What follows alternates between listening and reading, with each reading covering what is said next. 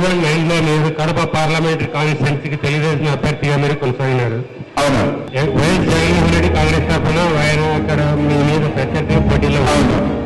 ఆ కార్యక్రమాల్లో ఇక్కడ ఓటు తీసుకుంటే తప్పు, నోటు ఇస్తే తప్పు మనం చర్చించుకుంటాం. నేనే మీరు వేరే ఉద్దేశంగా అపార్థం చేసుకోవాలి. అప్పుడు మీరు నాకు క్వశ్చన్ అర్థమైంది, జవాబు చెప్తాను. నేను 2009లో ఎలక్షన్లో పోటీ చేశాను. ఆ రోజు ఇన్ని మార్గాలు లేవు, ఆ రోజు ఇంత చలనం చైతన్యం లేదు. అయితే వేరే నాయకులకు నాకు తేడా ఆయనకు తెలియంది ఏంటంటే, నేను 21 సంవత్సరాల నుంచి ఇన్కమ్ ట్యాక్స్ కడుతున్నాను. మా నాయన 1969 నుంచి ఇన్కమ్ ట్యాక్స్ కడుతున్నాడు.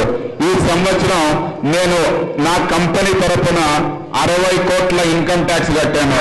నేను ఒక ఐటీ మిషన్ని, నేను అమెరికాలో చదువుకొని కష్టపడి ఒక కంపెనీ పెట్టి ఇలాంటి యూత్ కి వేల మందికి ఉద్యోగాలు ఇచ్చి వ్యవస్థలు స్థాపించి దేశానికి రాష్ట్రానికి కోట్ల రూపాయల ఆస్తులు క్రియేట్ చేసి ట్యాక్సులు కట్టి గర్వంగా రాజకీయాల్లోకి వచ్చాను.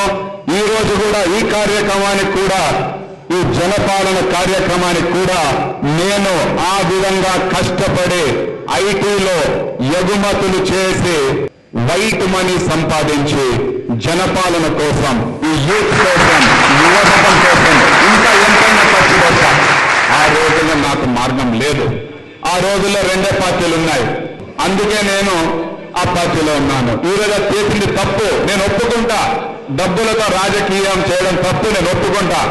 నేను ఆ తప్పు నిన్న ఒప్పుకున్నాను, ప్రెస్ కాన్ఫరెన్స్ లో ఒప్పుకుంటాను, రోజు ఒప్పుకుంటాను. కానీ నేను కష్టపడి సంపాదించిన డబ్బు రాజకీయాల్లో ఖచ్చితంగా ఖర్చు పెడతాను, మంచి పనుల కోసం ఖర్చు పెడతాను, జనపాలన స్థాపించడానికి